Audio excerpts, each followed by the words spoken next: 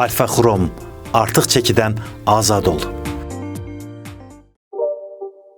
Qədim Misirdə bu bitkinin toxumlarını yuxu pozğunluğu yaşayan insanların yeməklərinə qatırdılar. Həzm prosesinə kömək edən, əsəbləri sakitləşdirən, köp problemi yaşayanların dadına çatacaq bir bitkidən danışacağım bugün. Lakin video keçməzdən əvvəl sizə bir sualım var. Bu dərman bitkisini tanıdınızmı?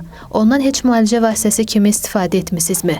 Zəhmət olmasa aşağıda yerləşən şərh bölümünə yazın. Mən də bitkinin faydalarından danışım. Dəyərli izləyicilərim, bu kimi videolarımızın davamını görmək istəyirsinizsə, videomuzu bəyənməyi və kanalımıza abunə olmağı sizdən xahiş edirəm.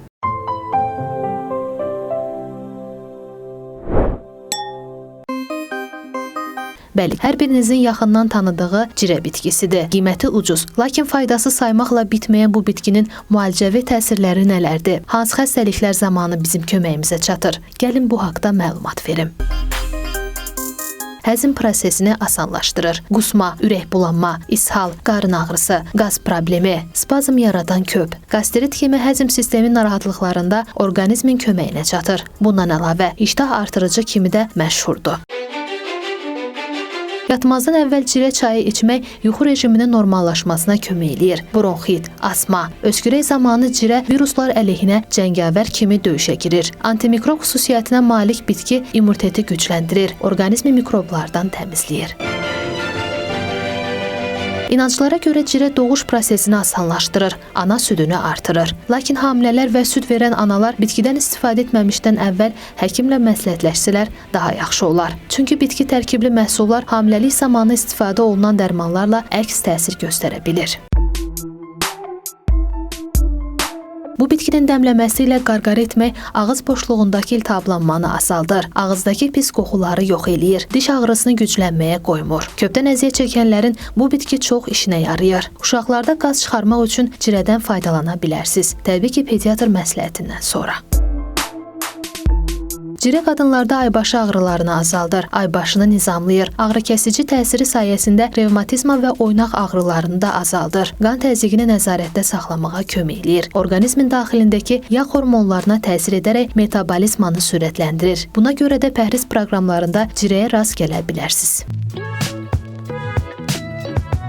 Cirənin yağı adətən bitkinin toxumlarının əzilməsindən əldə edilir. Özünə məxsus qoxusu və qatılığı olan bu yağ müalicə məqsədi ilə geniş istifadə edilir. Daxilə qəbulu və xaricə tətbiqi sayəsində yağın müalicəvi xüsusiyyətlərindən faydalana bilərsiniz. Bir məqamı da qeyd edim ki, bəzi ölkələrdə sakitləşdirici özəlliyinə görə cirədən tütün kimi istifadə olunur. Bitkinin çayı insan orqanizminə şəfa verir. Cirə toxumlarını çay kimi dəmləyin, bal ilə dadlandırın, isti-isti için. Bu sizə şəfa verəcək. Təbii ki, normada içmək şərti ilə. Bitkinin çayından həddindən artıq içmək insana zərər vura bilər. Bəs bu bitkinin zərərləri nədir? Videonun sonunda bu haqda sizə geniş məlumat verəcəm.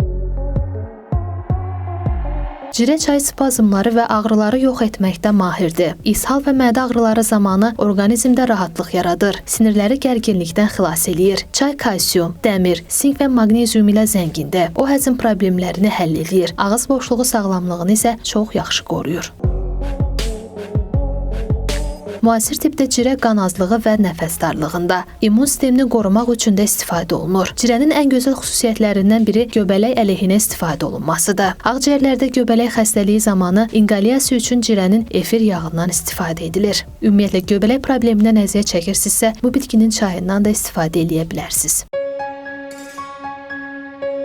Cirədən çox dadlı, ətirli və olduqca faydalı çay hazırlamaq olar. Bunun üçün bir çay qaşığı cirə toxumlarının üzərinə 200 ml isti su əlavə eləyin. 1 saat ərzində termosda dəmləyin. Daha sonra gündə 2 dəfə, hər dəfə yarım stəkan olmaqla bu çaydan için. Çaya bal da əlavə etmək olar. Belə çay köp və həzm pozulması, qadınlarda menstruasiya ağrıları, bronxit və öskürək, baş ağrıları zamanı da köməyə çatır. Bütün bunlarla yanaşı cirənin zərərləri də var. Bəli, yüksək dozalarda qəbulu orqanizmdə əks təsirlərə səbəb ola bilir. Yaxşı olar ki, bitki mənşəli dəmləmələri istifadə etməmişdən qabaq həkimlə məsləhətləşəsiniz. Çünki bu bitki allergik həssaslığı olanlarda əzələ dartılmaları və qıcolmalar yaşada bilir. Qadın hormonlarının yüksəkliyindən əziyyət çəkən kişilərdə isə kəpənək effekti yaradır. Şəkərlə zəngin bitki diabet xəstələri üçün də təhlükəlidir. Yalnız endokrinoloq nəzarətində müəyyən edilmiş dozada qəbul edilməsi edilməsi məsləhət görülür.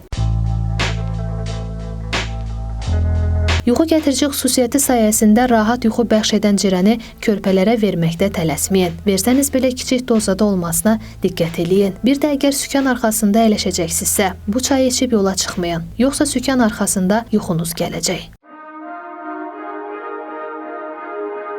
Sonda isə gəlin bitkinin faydalarını ümumiləşdirək. Cirə sakitləşdirir, baş ağrılarını azaldır, spazmları və köpü aradan qaldırır, həzmi yaxşılaşdırır, mikrobları öldürür, iltihabı isə azaldır. Qadınlarda menstruasiya zamanı ağrıları azaldır, nəfəs yollarını bəlğəmdən təmizləyir, qaraciyərin və ödün fəaliyyətini stimullaşdırır, orqanizmi ümumi möhkəmləndirici təsir göstərir.